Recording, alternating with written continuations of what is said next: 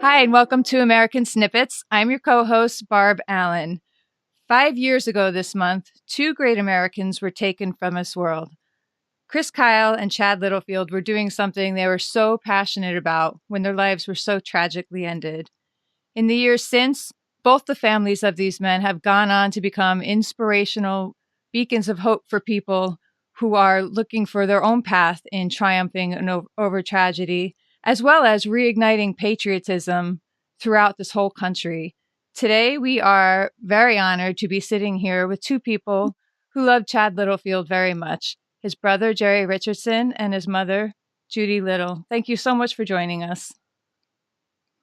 Thank you very much. So we are talking to you from Judy's home in Texas. Right. So, and I see behind you pictures of Chad and all the decorations. Some people find comfort in that, and other people, maybe it's a little harder for them to display those things as reminders. But it's a beautiful, beautiful collection of what you have behind them, and it tells a story. These are all things, the flags that have been flown in his honor and coins that have been given to us. And so we just displayed everything that's been given to us, in Chad's honor. That's really sweet. Are you able to remember who goes with what coin? This is a personal question for me. I struggle with this sometimes and I feel bad about it. I can. You can. I'll show you each one of those coins and tell you who gave them to him, because each one of them was they had so much compassion when they presented to us. And we just honored, when somebody thinks enough of us to present us with one of their coins. So, I mean, Chad seemed like somebody who lived out loud, but yet still very quietly in terms of a widely known persona. And now that he's gone, more people know him, maybe. Is it easier for you when people that you don't know necessarily come up to you and ask about him? Or is it comforting when they come up to you and ask about him? Yes, it is. And especially if it's not family or someone that lives nearby, that he is known in places that he never even visited. And people are remembering him and honoring him. Yeah, it's a great healing thing. It gives us an avenue to get to talk about it. Yeah. There comes the Littlefields, and we're going to hear about this again. But some people want to know and ask us about him, and it's healing for us to get to talk about him. Chad was a simple man, and he very rarely left Texas unless it was going to Oklahoma to see relatives or whatnot. Yeah. And so it's inspiring for me, and I know it does. It heals our heart when we get an email or somewhere from across the pond over in England that says, hey, our prayers are with you. Chad will never be forgotten. And it just kind of puts a smile on our face thinking, wow. Because if Chad were here, he would be totally like, God, man, I don't even know these people. Why are they talking about me? He was always outside looking in. You were always more important than he was. What you had to say was much more important than what he had to say. And, if you ask him, I'm just a glorified this or that, but he would always put you on a pedestal. And, but then he had a servant's heart too. If there was an accident on the highway, Chad was the first one to stop and render aid. If there was a fire, he was the first one knocking on doors and trying to get people out. And that's just the way he was. I told him one time, I said, you ought to become a first responder. He said, Mom, you don't have to wear a uniform to serve. And I said, well, that's exactly right. And that's exactly what he was doing. We talk about that often here at American Snippets. Obviously, we lean heavily towards military stories. This is the community that we know and that we exist in. But we also always work hard to make it a point that it's not in an exclusive avenue to giving back and to serving. And it's not even a higher calling necessarily than other avenues people use to be of value to society and give back to their community and their country. And for someone actually to take such a vested interest in the military and their veterans and their well-being, and then take that interest beyond that into action, which is something else we also talk about. Don't just be inspired, be exceptional, do something about right. it. What do you know what drove him in particular to be so driven to help veterans and to go so far as to give so much of himself to do so? He also had a background in he worked for a mobility company at one time, wheelchairs, electric wheelchairs and things like that. And then when he met Chris, of course he liked to be buff, and he and Chris would go work out. And of course Chris had the company Fitco, that they would put equipment up for vets to work out on. Okay. And that being in Chad's background, he just wanted to serve where he could, and he would come by my house and he would say, "Have you done anything for a veteran today? Go do something, So, and I don't know where that came from. We were a patriotic family, but not to that extent, But that's what we are trying to do, is carry on his desire to reach out and to do what Chad would do, pass it forward. Exactly. It's not necessarily what can you do for me, right? What can I do for you, and then whatever you want to. And there have been people that tried to reimburse him or pay him or whatever. He's like, pass it forward, and so that's the way he was. He was a very giving person. So, what I find of particular note here with your family is that not only are you carrying on his memory as his brother and as his parents, but you're carrying on his work, and especially in the light of what the consequences for him and for you all were of him being so selfless with his time, rather than let this tragedy turn you around and spin you away from giving back, because it just led to nothing but pain for you all. You didn't allow that to become a reason for you to withdraw and, just say the heck with everybody. You're on your own. We gave enough. But you sort of stepped it up a little and took it even a little further and are now creating an even bigger impact when you don't have to. You're just, I hope the strength that shows and the resolution, the character that shows, for someone to just level up when something happens instead of crawling under that rock and just give up on society, because that took so much from you. So. Well, and we were asked early on, Chris and Chad were killed helping a veteran. Right. People have said, how can you reach out to veterans? That's who killed your son. And you can't lump everybody into one thing. Yeah. And the family, we decided early on that we were not going to get bitter, that angry, revenge, all of that is just like somebody drinking poison and expecting, someone else to die. And we weren't going to get into that root of bitterness. And we were going to get better over this, which is what Chad would have wanted. He would not have wanted us to sink back and quit living just because he was gone. And I think his spirit has moved us on to go on and do, what he was all about. And we've been told, and it makes a lot of sense. There's two deaths that someone goes through. Yeah. The first death is when their soul leaves Earth and goes to heaven or wherever, but going to heaven. The second death is when people forget him. When people forget what they sounded like, what they looked like, what their favorite things were.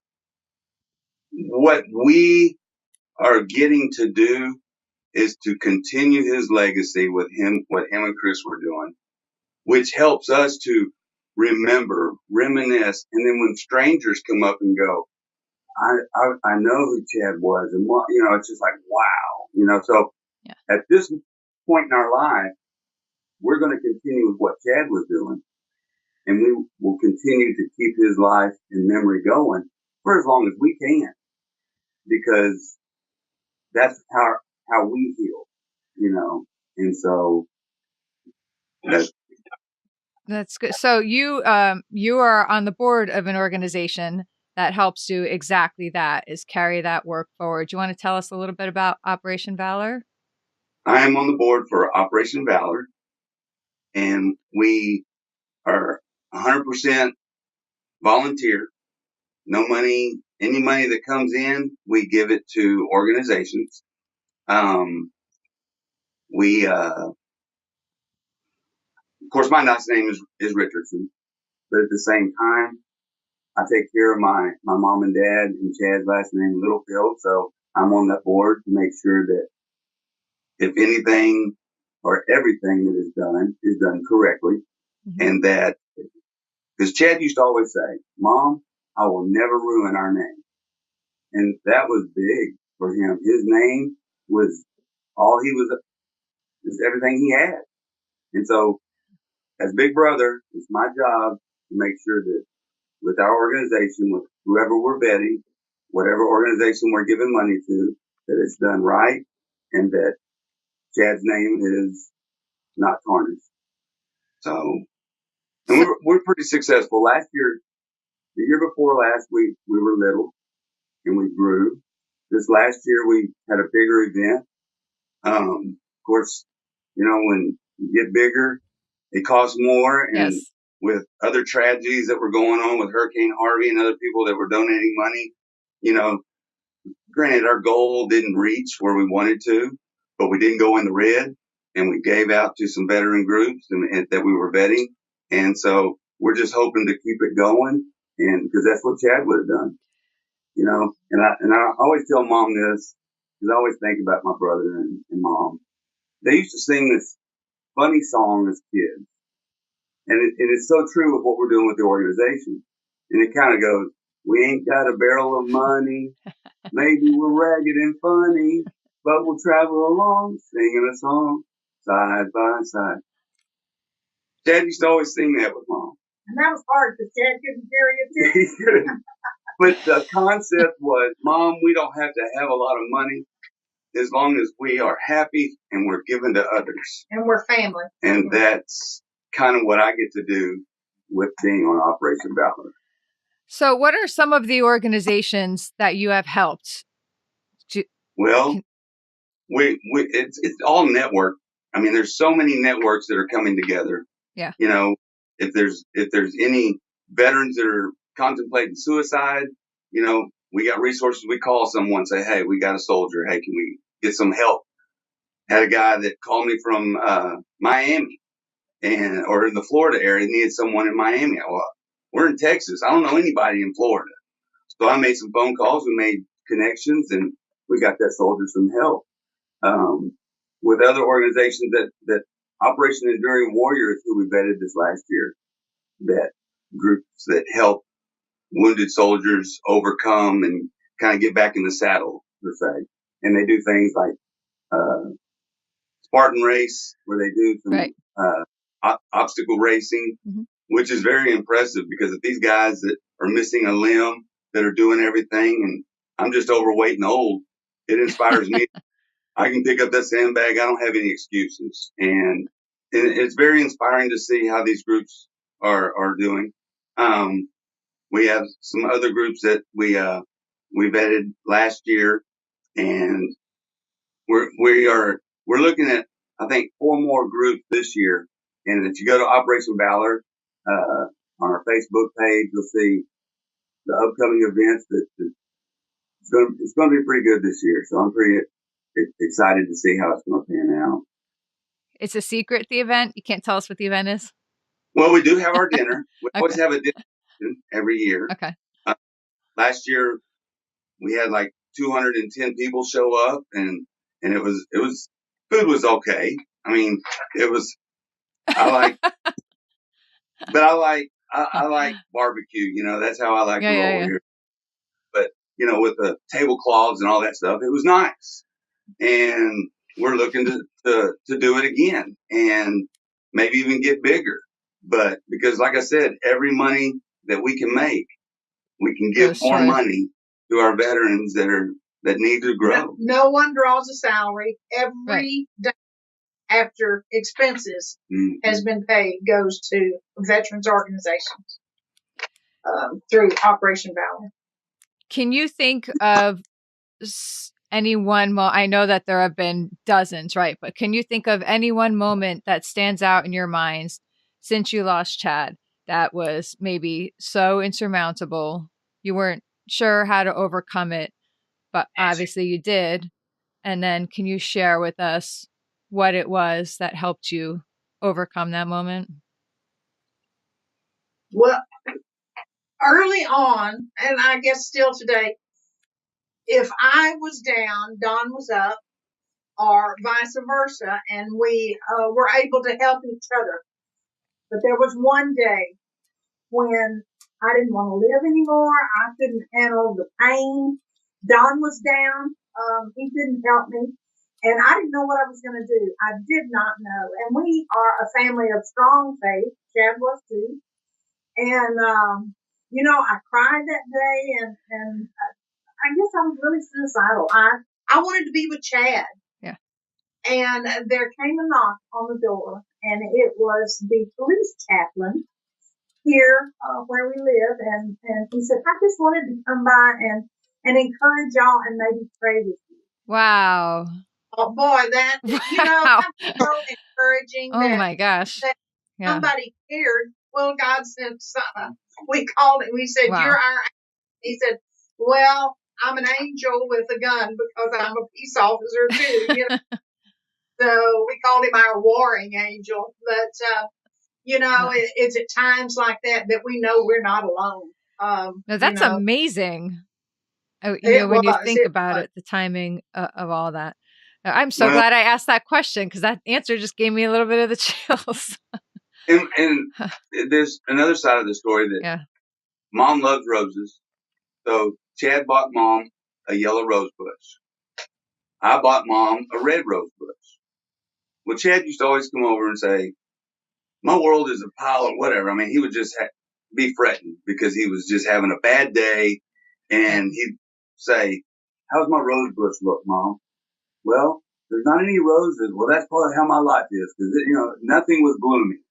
But Mom would always call in sometimes and say, hey, Chad, you got a rose. Hey, you know what, Mom? Ironically, life is great. Hey, I got a raise. Wow. So we have always put not really, I mean, it's God giving us our little signs. And when there's bad times going on in our lives, Mom and Dad always go out and look at that rose bush to see if it's blooming. And there's been one point in time that yellow rose bush was not blooming for almost a year, 2 years? Well, after he died, there were no roses for a year. And I thought, well, the bush died with him, And yellow roses for me and Chad always meant I'm sorry. Because if he made me mad, he'd show up on my doorstep with a yellow rose. So he bought her a whole bush. Yeah. So anyway, he came home, after he passed away, and the rose bush wasn't blooming. Like Mom said that Mom and Dad were down and depressed, and he had the chaplain that was an answered prayer. And one day she just thought it was Mother's Day. Yeah. Oh, and come on. I just happened to go out, and there was a yellow bud on that rose bush. And I know Chad sent me that yellow rose for Mother's Day, and when I maybe get one yellow rose a year, and I know something spectacular is going to happen. Something really great, because it always does, Wow. So that's Chad, Dare I ask about the red rose bush? How's that doing? Mom says that it's always good, so I guess my life, I have no complaints, but sometimes I always ask you sure that's my rose bush? I'll say, look what I got today. How's your life going today? That's good stuff. So, Judy, I know that you have been working and contemplating for a while now on another project to share Chad's story and maybe serve as a bit of a release for you as well. Do you want to share a little on what you've been working on? Well, I have been working on, it's not a completed project yet. Right. And it was difficult to work on because it brought back memories and yes. Times that were really painful. But there again, we decided we were going to walk through this journey and not try to walk around it. So from that aspect of it, it was a healing thing. And so what's the project? Thank you. Sorry. I was waiting for drum roll. So it's a book. You're working on laying out a book to share Chad's story and his message, and the message that he lived and the message that you all are continuing to live. Well, and it's surprising to me that even 5 years after, people still don't know that Chris Kyle did not die alone. Yeah. That Chad was with him. So I want to keep Chad's memory alive and let people know that there were 2 heroes that died that day. And that's another reason that I'm working on the book. And a lot of people don't know that Chad wasn't in the military. They all think he was a Navy SEAL too, and I'm like, no, he was not in the military. He was just a patriot. I'm going to plead guilty to that. When I first heard the story as well, when it wasn't so long ago for me, I gauge everything like before I was a widow and after I was after I became a widow. So for me, that was about halfway through my journey, but clearly this struck a big chord in me. And I most closely at first, most closely related to Taya's side of it, because this is also the life that I live. And so I focus, it's interesting how the mind works. I focus solely on that. That's what I knew. So it took a little while for me to step back. It struck me so deeply as well, because it brought up my own, my own, history, my own tragedy as well. So it took me a little while to step back from that and what it brought it to be able to look at the whole picture. And only then did I really pay attention and get to know a little bit more about Chad as well. And I think it struck me even more when I realized that he had not been in the military, because to me, that is extra special when somebody steps forward to serve and acknowledge and even does so in such a way that not designed to draw attention to themselves, but simply wholeheartedly because they want to and they care so much. When those people have come into my life, it strikes you more. So that's what hit me. He was. It was shocking to me when I found out he was friends with him, because he calls me on the phone, says, "Are you watching the news?" And I go, "Yes."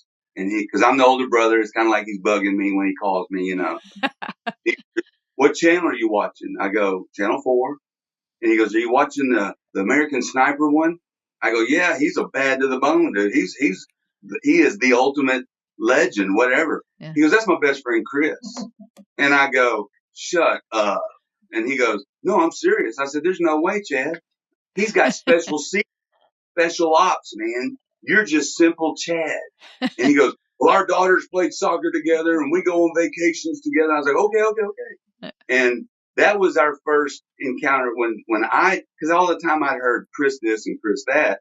Yeah. I thought he was talking about one of his high school buddies he's running with. I had no idea he was rubbing elbows with Chris Kyle. Right. And that was and it even opened his eyes, because there's a little story that Chris and them had to go visit a wounded warrior. Chad tells me this story.